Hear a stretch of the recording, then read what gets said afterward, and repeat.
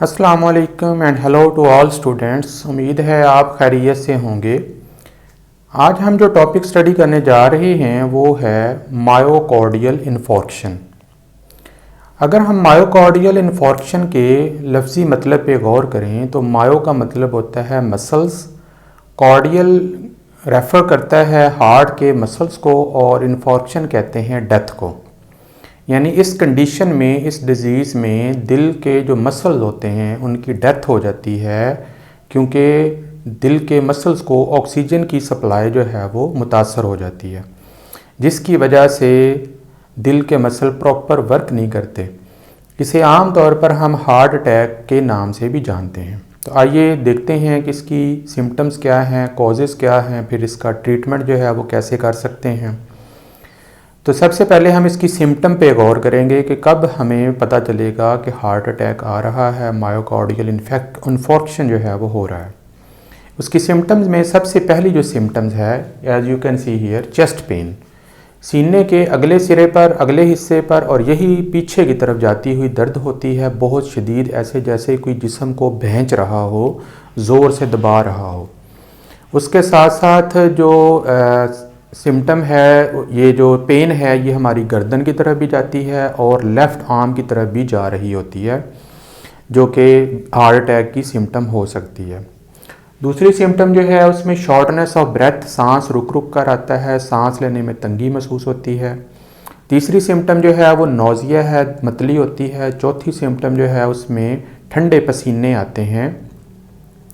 और पांचवी और आखिरी सिम्टम जो है, जो मैंने यहाँ पे नोट की है, वो है फेंटनेस, कि इंसान जो है वो बेहोशी की तरफ चला जाता है और आहिस्ता आहिस्ता उसका होश जो है वो ख़त्म हो जाता है। तो ये मेजर सिम्टम्स हैं जो किसी भी हार्ट अटैक की सूरत में हो सकती हैं। तो अगर ऐसी कंडीशंस हो तो फौरी तौर पर डॉक्टर को दिखाना चाहिए या एमरजेंसी को कॉल करना चाहिए या मरीज़ को हॉस्पिटलाइज करना चाहिए, ताकि उसका प्रॉपर और फौरी ट्रीटमेंट जो है वो शुरू किया जा सके। हार्ट अटैक या मायोकार्डियल इन्फॉर्क्शन की जो सबसे बड़ी वजह है वो है कोरोनरी आर्टरी डिजीज़। इसमें खून की जो आर्टरीज़ हैं, नालियां हैं, उनके अंदर ब्लॉकेज आ जाता है, प्रॉब्लम आ जाता है, जिसकी वजह से ये प्रॉब्लम हमारे सामने आता है। उसके लिए सबसे पहले हम अपने हार्ट के स्ट्रक्चर को देखेंगे। तो ये मेरे पास एक हार्ट है। हार्ट जो है, इसको सबसे ज़्यादा और फौरी फ्रेश ऑक्सीजन वाला ब्लड जो है वो चाहिए होता है। तो जैसे ही हमारा हार्ट पंप करता है तो एओर्टा से एक आर्टरी जो है वो ओरिजिनेट करती है, निकलती है, स्टार्ट होती है, जिसे हम कहते हैं कोरोनरी आर्टरी।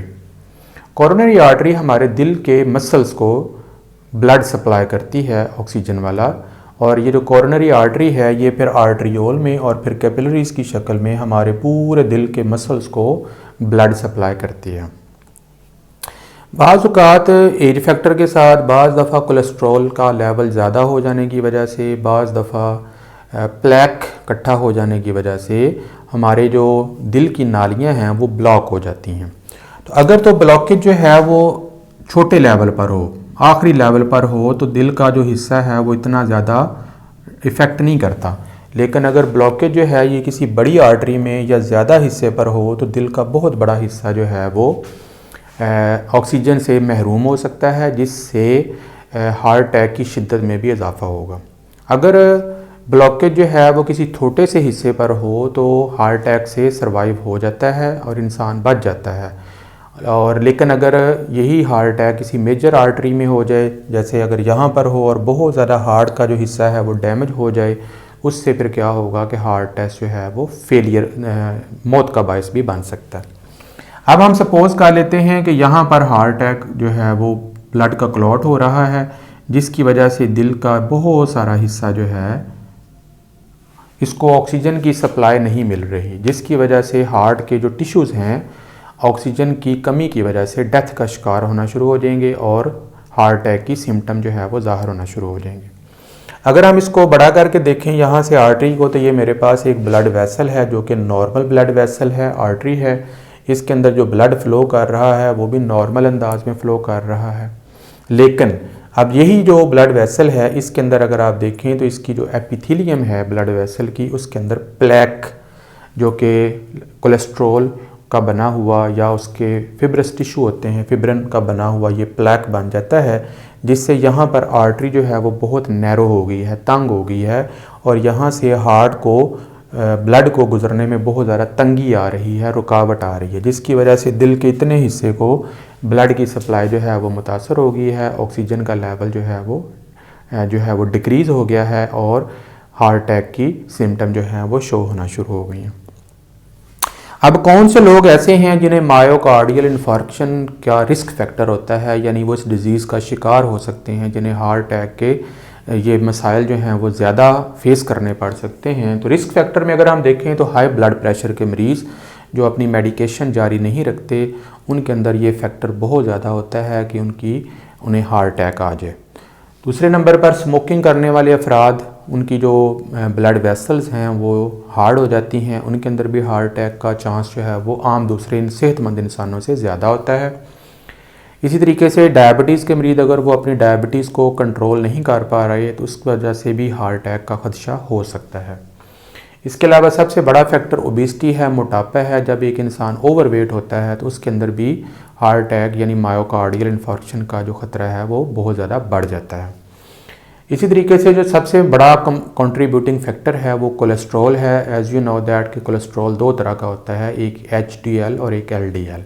एक हाई डेंसिटी लिपिड्स होते हैं और एक लो डेंसिटी लिपिड्स होते हैं। जो लो डेंसिटी लिपिड्स होते हैं ये आम तौर पर हमें सैचुरेटेड फैट से हासिल होते हैं, जैसे बनस्पति घी है और हाइड्रोजनेटेड वेजिटेबल ऑयल है, या देसी घी है, या कुछ ऐसी ग़िज़ाएँ होती हैं जिनमें सैचुरेटेड फैटी एसिड की मिकदार बहुत ज़्यादा होती है।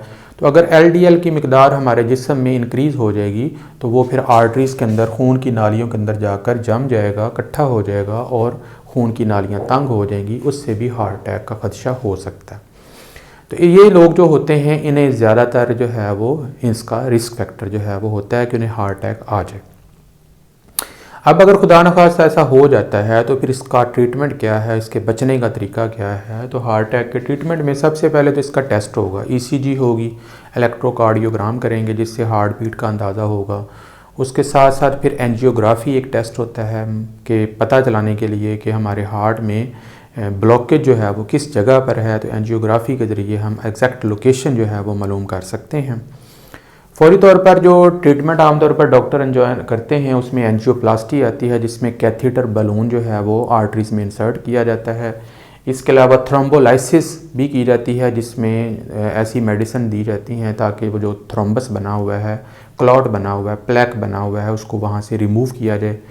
इसके अलावा ज़ुबान के नीचे रखने के लिए सब लिंगुअल टैबलेट होती है जिसे ट्राई नाइट्रोग्लिसरीन कहते हैं, ये ज़ुबान के नीचे रखती है। ये फ़ौरी तौर पर इलाज तो नहीं होता, लेकिन ये फ़ौरी तौर पर पेन में और हार्ट अटैक के मरीज़ों को थोड़ा सा वक्ती तौर पर रिलीफ देने के लिए इस्तेमाल होती है।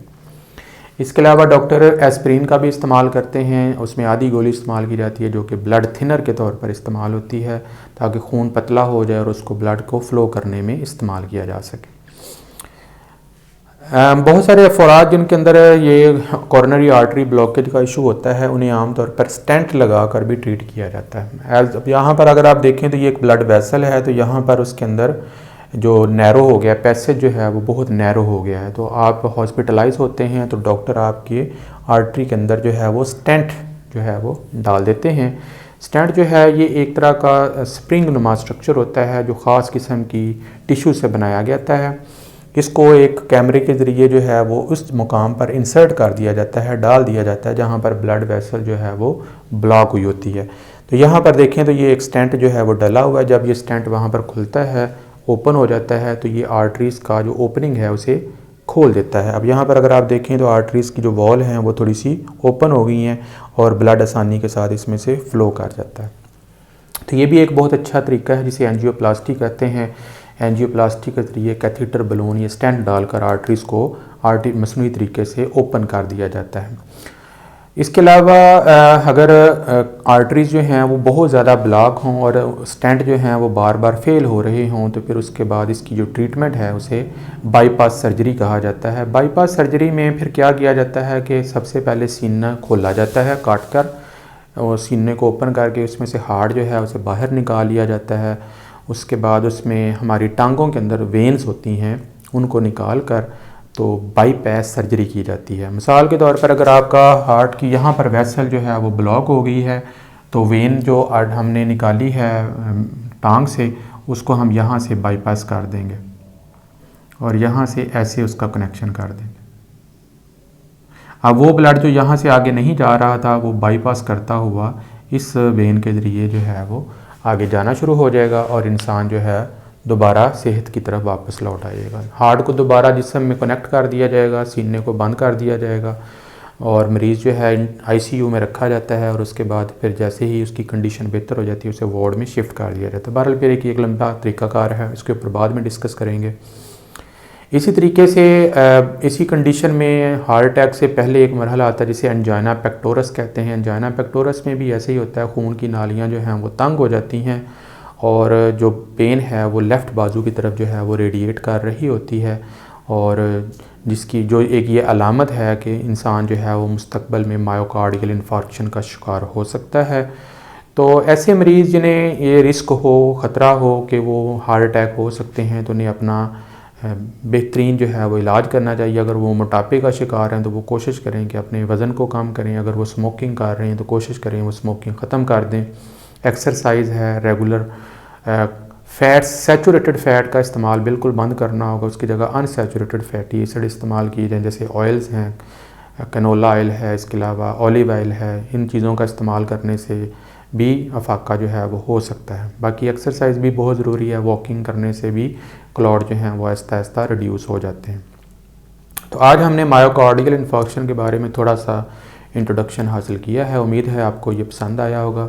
तो अगर ये पसंद आया तो प्लीज़ इसको लाइक करें, सब्सक्राइब करें और दोस्तों के साथ भी शेयर करें। तो इंशाल्लाह see you in the next lecture. Bye.